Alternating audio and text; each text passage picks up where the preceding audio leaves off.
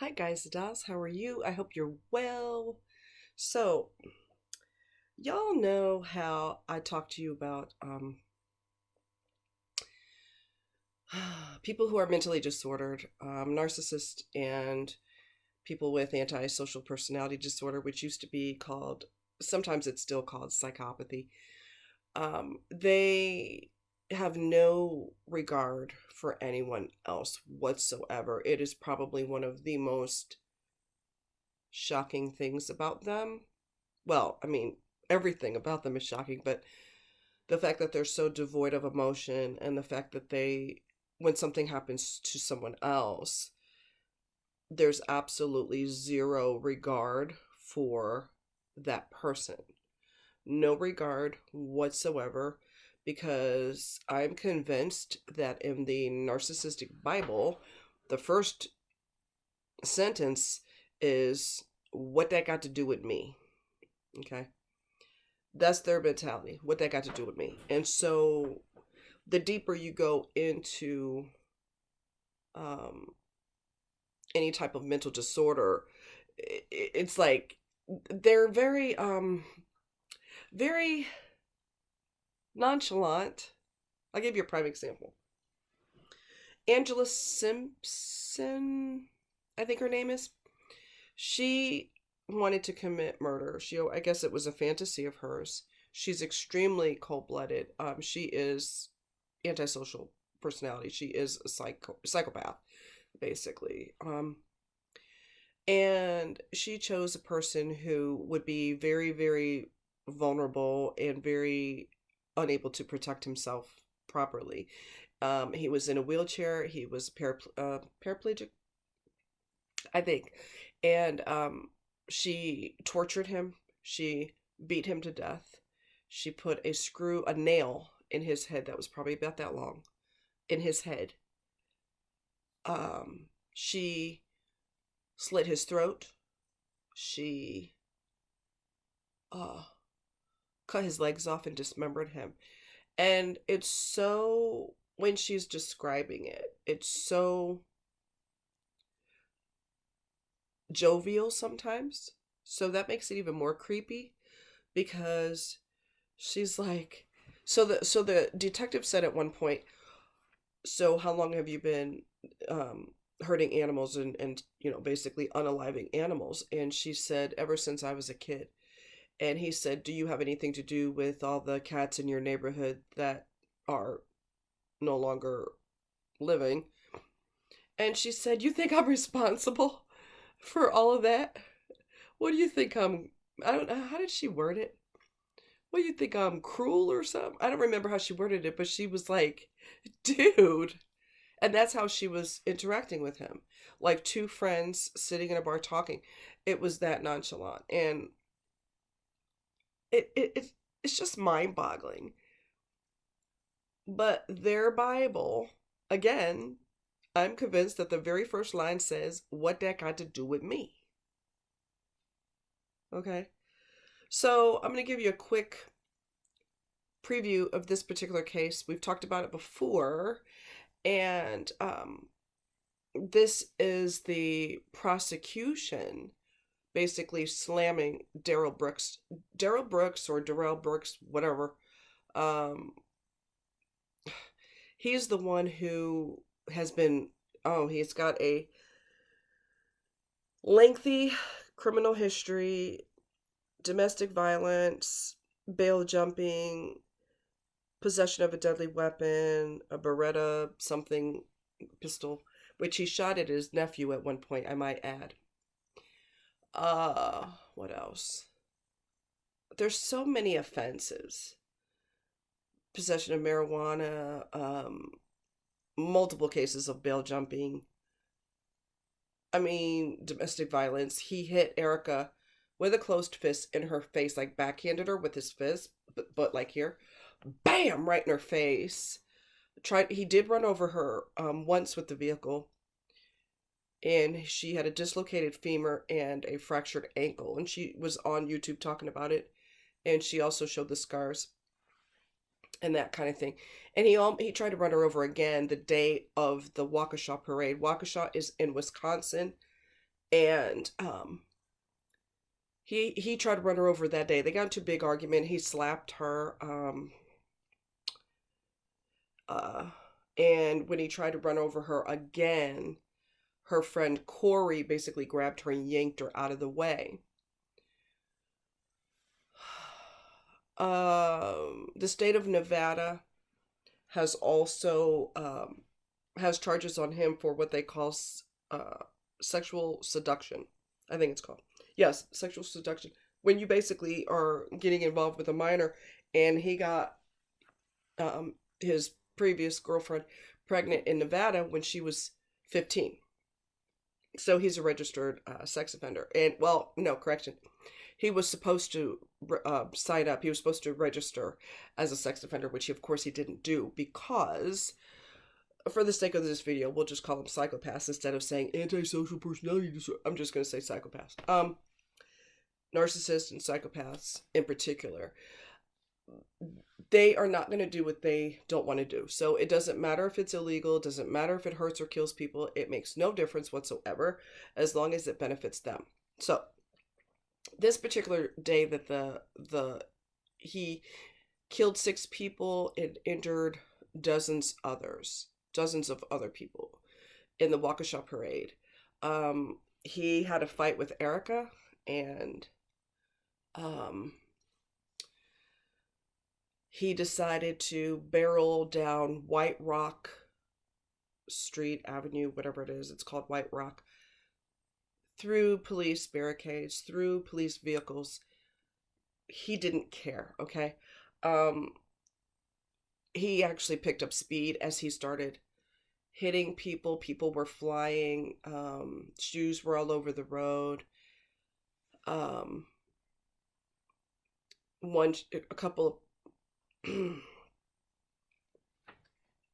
One person in particular, I don't know how many children he took out, but I know one child in particular that he took out. And there was never, okay, ever remorse, self-reflection on it. I hate what I've done. I don't know what got into me. None of that. None of that. And when the judge was, it's a little emotional, just a little bit. Anyway, when the judge talked about, all these things that he did wrong and how the parade went down, he slammed through the barricades and everything. One of the police officers was banging on a hood of the vehicle that Darrell was driving, which was his mother's vehicle, because he sponges off of other people. He has nothing of his own. Anyway, every family has an enabler, and his mother's an enabler, and so is his grandmother. Anyway, moving right along. So the police officer basically took his fist and banged on the windshield of the vehicle to basically make him stop, and of course he didn't. And then he attempted to use deadly force, which didn't work, unfortunately, because it wouldn't have hurt my feelings to see him go. He's a horrible person. So what I'm going to show you, because I could explain to you all day and twice on Sunday how cold-blooded they are. I mean, I could tell you that all day and twice on Sunday. But unless you see it for yourself, sometimes you need to witness it yourself so you can get a bird's eye view of what this person's talking about. So this particular part that I'm going to show you, and I've watched the trial almost every court session. I think I've watched almost just about all of them. It was mind-numbing, and there was never, okay, I cannot emphasize the word never. I can't emphasize it enough, okay? There was never, ever, ever, ever, ever, ever a point in time where he showed any emotion whatsoever. The people that lost their lives, what that got to do with me? Even if you don't say those words, your actions say it so clearly, crystal clear. denied, when he finally got caught. He claimed he was thrown to the ground by the police. That's not true. So there's so much that has happened. He darted away from the scene. His mother's car was completely ruined, obviously banging into people.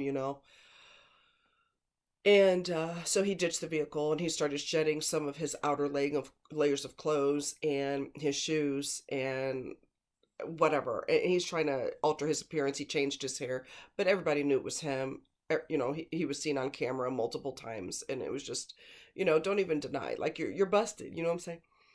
And he just ran from the scene after he did what he did, and he asked a stranger, I had an issue with my car, can you call Uber? He called his mother, used this person's cell phone to call his mother and have his mother call an Uber for him, and all this other. The Uber never came. And it was just, you have to have the app on your phone. You can't just call them and have them come get you. That's not how it works. You have to register on the site and all that, so they have a record of who you are and where you're going and all this. So anyway, he took off. Mr. Badass, I'm the toughest guy in the world. Mr. Tough Guy is full of crap, because after he did what he did,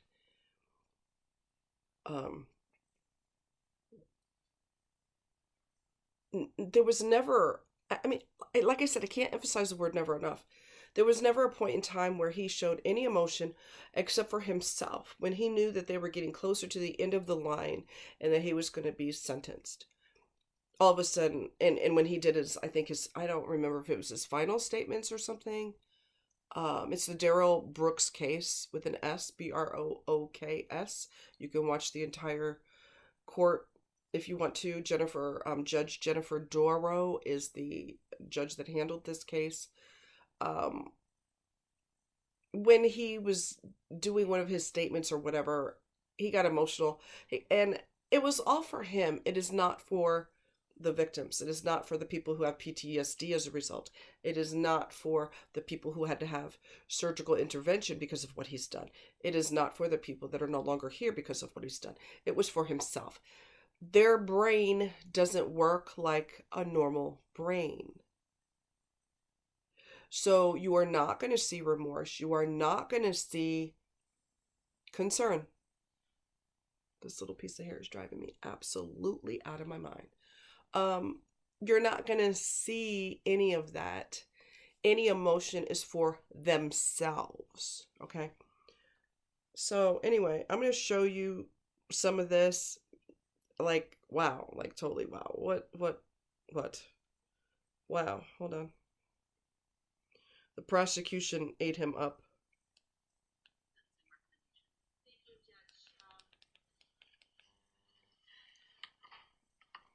Obviously, I'm very grateful to the court for its patience in listening to all of these victims here today. It was very, very important that you hear from them directly, and the stories that they shared with you, really very personal and very compelling as to the impact that this crime had on so many people on so many levels. I'm going to have you just hear it because it's hard to hold it.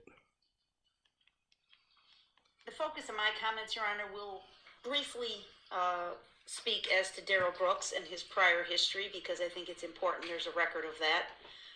But I don't intend to spend a lot of time on Darrell Brooks, because I think what's already been said is the most important message that I'd like this court to think about overnight as you consider your options here. I will tell the court as to Mr. Brooks' prior record. The court is aware from the bail jumping charges he's pending on several felony counts in Milwaukee County. 21 CF 5020, he's charged with intimidation of a victim, that being Erica Patterson, and felony bail jumping with an offense date of November 8, 2021. He's pending on case number 21 CF 4596 with an offense date of November 2 of 2021, charged there with resisting, obstructing, felony bail jumping, second degree recklessly endangering safety, domestic battery, and domestic DC. That is the case where he is alleged to have struck Erica Patterson in the face with a closed fist after an argument, and then as she was walking away, intentionally ran her over with the same 2010 Ford Escape that he used in this attack. When the police went to his mother's home and found him there, he was in the Ford. As they approached, he got out and tried to run into the house. He ignored their commands to stop. He tried to flee and eventually was apprehended. He lied to them and said he was not driving the Ford SUV that day, even though there was evidence to the contrary. That case is pending in Milwaukee County. He was released on $1,000 cash bail in that case on November 19th of 2021. There's a third file pending, 20 CF 2550. The charges are 2 counts of second-degree reckless use of a weapon, felon in possession of a firearm. The date of violation is July 24, 2020. He was released on cash bail in that case in March of 21. In that case, the allegation is that he got into a fight with his nephew, and as his nephew was leaving the area, the defendant fired 1 shot from a handgun toward the vehicle that his nephew was in. The vehicle was occupied by 1 other person, and therefore he was charged with 2 counts. The next day, he was taken into custody, and a loaded Beretta 9mm handgun was located just a few feet away from him. That handgun had previously been reported stolen. I believe he has court on those files later this week in Milwaukee County, Your Honor. As far as convictions are concerned, there's a 2012 conviction from May 15th, 2012, resisting obstructing misdemeanor in Milwaukee County, sentenced to 37 days jail consecutive to any other sentence. 4/23 of 2012, there were 2 files disposed of in Milwaukee County. One of them charged misdemeanor bail jumping and possession of marijuana. He was sentenced to 180 days in the House of Correction on both counts concurrent. There was another file for felony possession of THC as a second or subsequent offense. He was also sentenced to 180 days in the House of Correction for that file. I'm sorry, what was the conviction for? Felony possession of THC as a second or subsequent offense. Thank you. On April 30, 2010, he was convicted in Wood County of strangulation/suffocation with other charges for battery and criminal damage to property dismissed and read in. There was a withheld sentence for 3 years probation. Ultimately, it was revoked in 2011, and he was sentenced to serve 11 months jail. Okay, so what I'm going to do, I was telling you, look at his facial expressions. He's like this, he looks around. Another thing I wanted to note was, and if you get a chance to watch this case at all, it's riveting in the sense of it's mind-blowing. It hits you right in the feels, as people would say. But I'm going to fast forward to she's just going through the criminal things that he's made a life, his whole career has been doing crimes. So, I'm going to skip a little ahead. Hold on. And it was no different on November 21 of 2021. Okay, this is a good spot. I'm not going to spend a lot of time talking about the attack. And I choose to call it an attack instead of referring to it as the parade, as somebody mentioned. There's nothing wrong with the parade. The parade is good. The Right. parade is the embodiment of a community. That's what you expect to see at a parade, is children at a parade, families, people from all over the area coming together for a joyful, happy event. The parade will continue. It will kick off again in a few short weeks. And I hope and pray there's joy and laughter and kids in the street collecting candy. That's what it should be. So I'm not going to refer to this case as the parade. I'm going to refer to it as what it was, an attack. That's right. And the facts are very clear, Your Honor. Very few of the victims who were struck had any idea. I'm going to interrupt for a second. He was sitting there doing this. I think I interrupted myself when I was trying to say earlier that when the victims, some of the victims were doing their victim impact statements, he was, and this is just peeking into their brain, into how it works, right? He was doing this number. He was doing all of that. When one guy did his, his whole spiel about what had happened, what he witnessed, what he's experienced, and how it impacted him. At the very end of his statement, Brooks went like this. Like, whoop-de-freaking do. That is how their brain works. What that got to do with me? Any idea this car was barreling down on them. It's an act of a coward, plain and simple. They had no way to know it was coming. And he mowed over them and ran them over without any ability to defend themselves. What is so offensive about this conduct, Your Honor, is obviously the violent nature of it, but even more so, the defendant's conduct and behavior in this court, his complete lack of regard for the decorum of the court, the respect of the court. Yep. And I don't mean you personally, of course you deserve that as well, but I mean for the sanctity of the court, the courtroom, the process that we as Americans respect and treasure and protect for well over 200 years, and he can't engage in the most civil behavior as being quiet when another person speaks. Many, many people came into this courtroom over the course of the trial and the proceedings. Every one of them was able to sit and obey the court's order. If you asked them to stand up, they'd stand up. If you asked them to sit down, they'd sit down. If you told them court's in session, be quiet, they all would. Everyone was able to do that except Darrell Brooks. Mm-hmm. I think he was able to do it. I just don't think he wanted to. I just think this is all part of his charade. This referring to himself in the third person, trying to distract him or detract himself, I should say, from the events, taking absolutely no responsibility. It's the act of a narcissistic coward. Those words have been used here today, and nothing could be further from the truth. What she's referring to, and her name is Attorney Opper. She is with the prosecuting attorney's office. She's like on the top. She's a big deal in her office.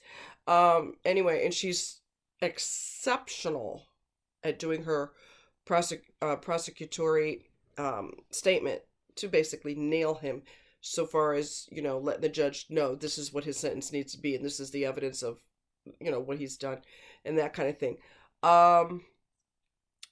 Shoot, what did she say? Oh, total disregard for decorum in the court. He has screamed, he has yelled, he has gotten red in the face and to the judge. I don't care that she's a judge. I don't care that this is a courtroom. I don't care that this is serious charges against me. I don't care. And then many times through the court proceedings, he was acting like he was offended because you're talking about criminal offenses that he has committed. And he went absolutely berserk on one of the attorneys because that attorney said, well, if he's going to slam his baby mama for all these things, we're going to be forced to counteract that with he was a statutory, he was statutory seduction, I believe is what it's called. I think I called it something else earlier because my brain doesn't work sometimes. But anyway, what else? She said something. No, total disregard. You know,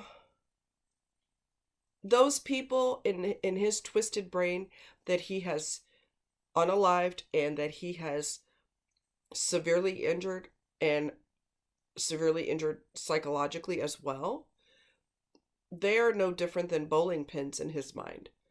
There's something that he hit, knocked him down, keep it moving, like there's absolutely zero connection to what he's done. Oh, I know what it was. She said something about referring himself in the third person. He did that through the entire proceedings. Constantly said, I do not consent to be called that name, even though that is his name legally. He said that. I can't even tell you how many times. So Attorney Opper is basically saying he's trying to detract himself from what he's done by saying, I don't consent to be called that name.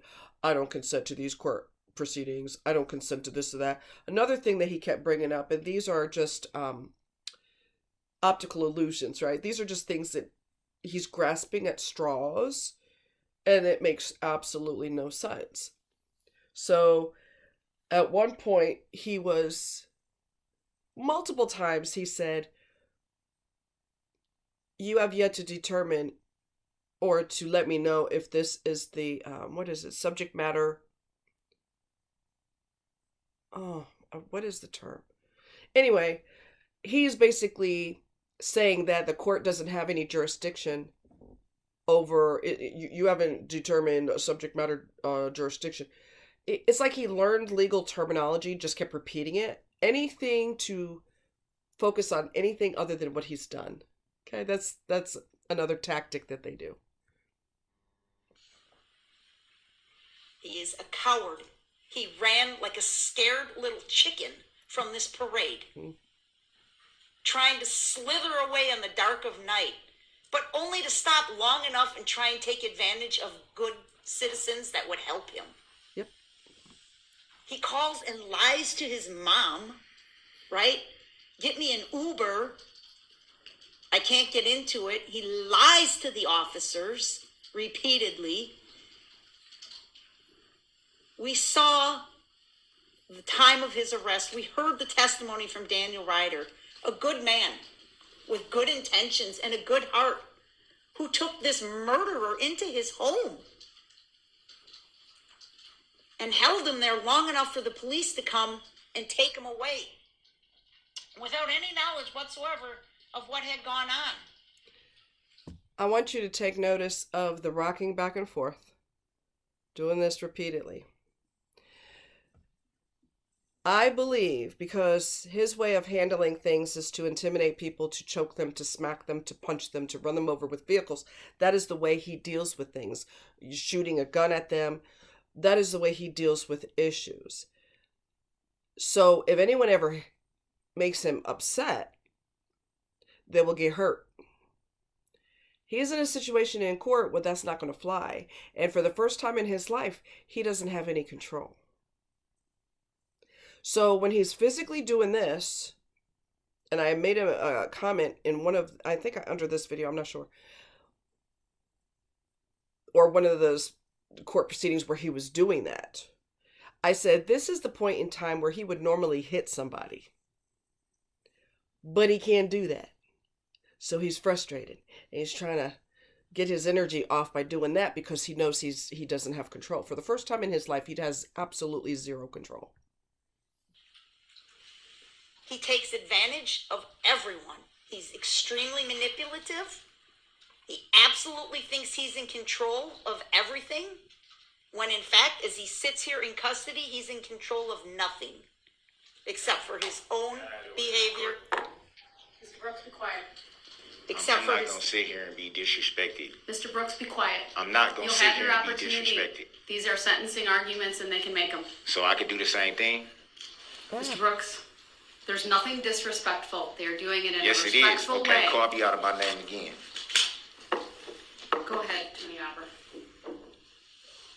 Judge, these are the facts. You heard from so many of these parents and so many of the people that were there of that fight or flight, right, that kicked in. Okay. I want you to notice, like I said, I can explain this all day to you, but sometimes you need to visualize it. You need to see it with your own peepers.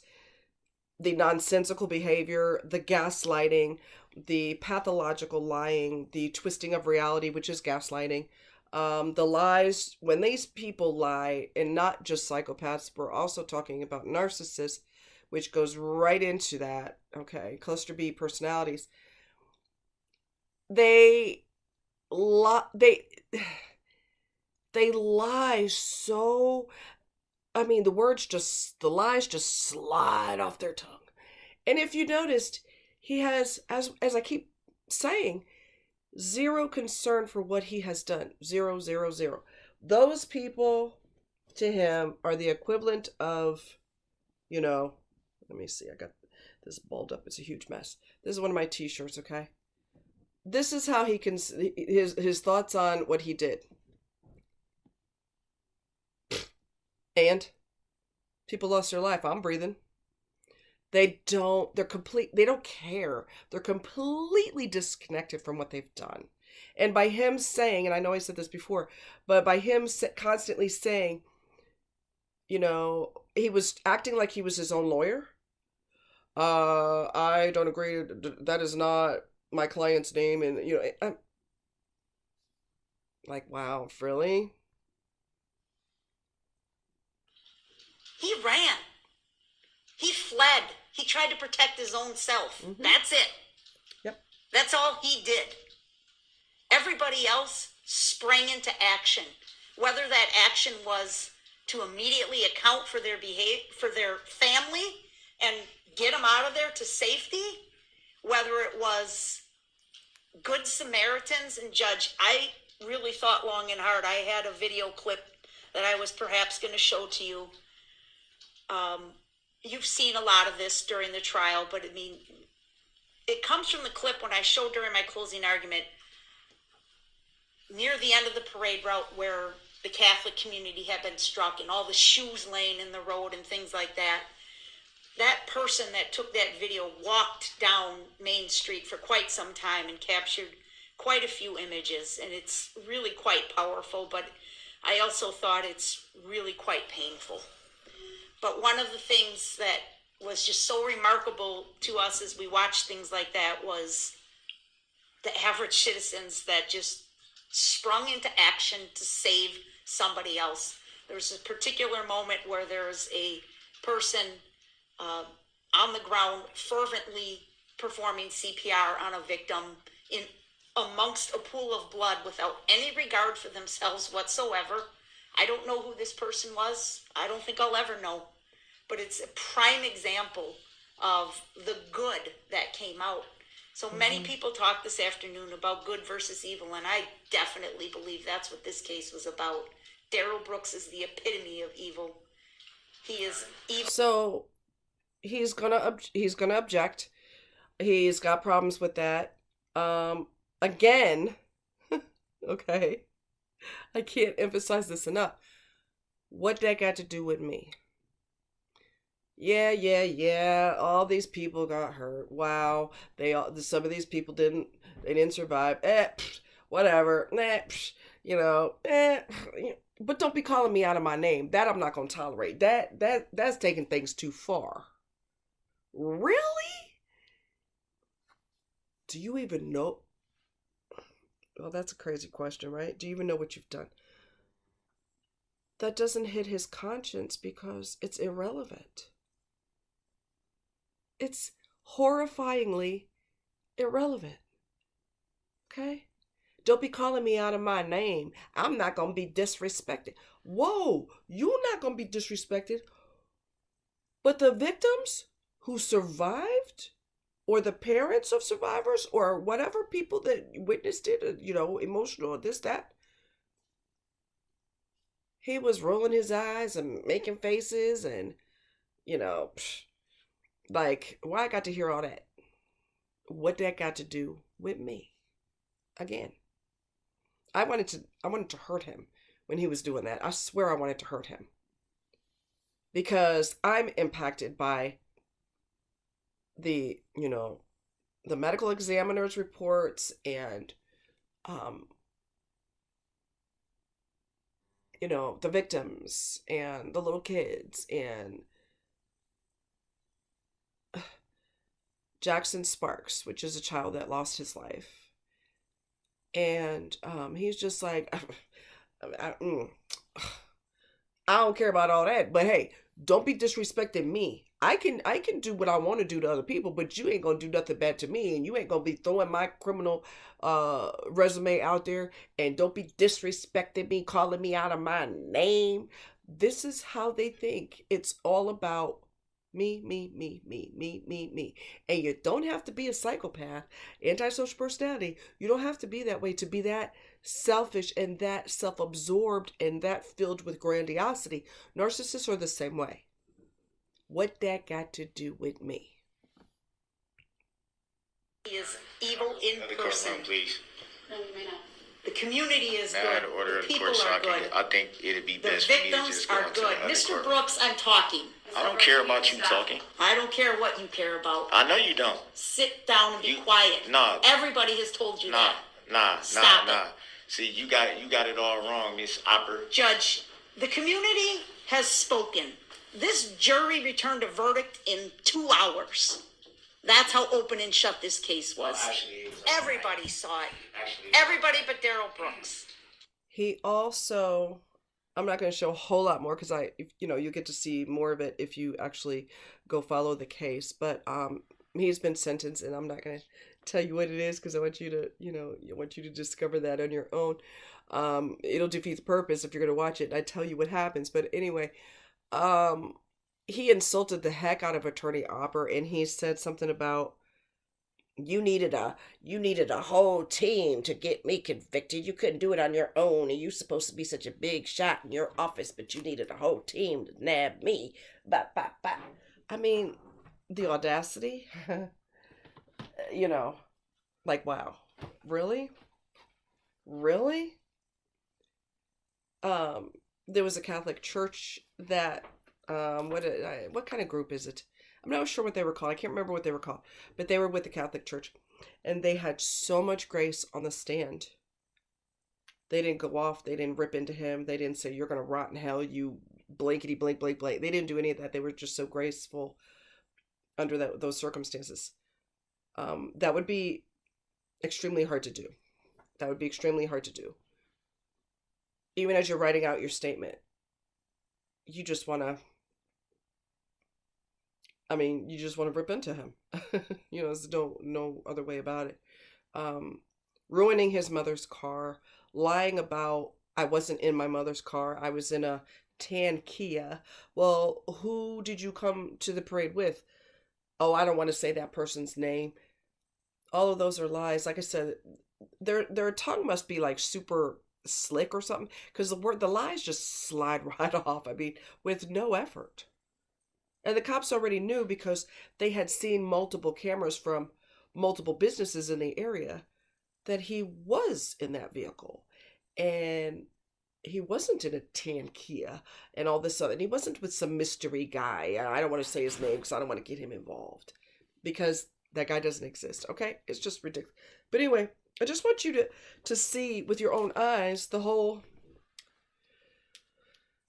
And the rocking, because he's getting mad, because he's not in control now. And he's like, he's probably thinking, I want to hurt somebody so bad. Because how dare you throw my name under the bus? How dare you? That is how twisted they are. They are. I'm still recovering from this issue with my body. But anyway, I'll let you listen to a little bit more. This jury deserves to be commended for their conduct. their God bless you, patience, though. their God bless you. service. Mr. Brooks, I asked to go to the other courtroom. I'm not so we sending wouldn't you have- there. So we wouldn't have to go. it's not, that is not a place you get to request to go to. It's when you disrupt the proceedings. She's I'm not almost trying done. to disrupt the proceedings. Go to the other courtroom No. so she can finish the BS she got to say. I wanted to share something with you, Judge. This is something that came in on December 5th, 2021. An anonymous letter came, well, it's not anonymous, it's signed, but it's from a person we don't know, from another state, from the state of Kansas. December 5 of 2021, this person took time out of her day to write a card it's addressed to the Waukesha community, and it was sent to our office. And she wrote, "We have been praying for the healing of your community. Please know that there are people who care deeply all over this nation." That's the kind of message Darrell Brooks needs to hear, because I know during the trial, there was a lot of cards, a lot of messages received in my office. Sorry, guys. And in your office. Good, hardworking, decent people that respect the law, that respect human life, that respect their neighbors, that would take the time to comment and say, "Good job. We support you. We are with you." And you saw that strength behind me all day. Those young kids, children, coming up. I mean, Your Honor, I'll say this. God is good. There's been a lot of talk about God. There's been a lot of talk about religion. Darrell Brooks brought the Bible into this courtroom. These children are remarkable for their strength, for their healing, their physical healing. We haven't met these kids before. We've never met them. We met them today for the first time. You would never know the serious injuries that they suffered as a result of Darrell Brooks by looking at them. Of course, there's much healing to be done. But isn't it remarkable that in a year's time, look how far we have come as a community. Look how far these families have come. These families, these victims that stood up and pointed to Darrell Brooks and said, "You will not beat me. You will not knock me down." That's right. That's what we need to move forward with as a community, Your Honor. Okay, so I'm gonna stop it there. Sorry about that. I've got the laptop on a box, and I moved, and it decided to take a nosedive, so that was not cool. I'm sorry about that. Yeah, that's why I try to be still, but I'm silly. But anyway, yeah, so you saw, if you decide that you want to watch the cases, you will see, like I said, with the victim impact statements, the rolling of the eyes, the scrunching up the face, laughing at some of the victims, laughing, just think it's funny. There was an Emmy that talked about, I think she talked about Jackson Sparks' autopsy, and she couldn't keep it together at all. She does this all the time. This is what she does for a living, and she couldn't keep it together on the stand. But she remained professional, but she was very emotional. So it's going to be a rocky road if you watch the whole thing, or as much as you can. It's going to be a rocky road. If you don't have a heart, it won't bother you at all. You'll be like, whatever. Hopefully you have a heart.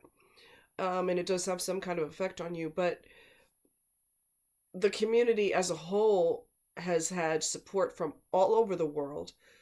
Judge Doro has had gifts and letters.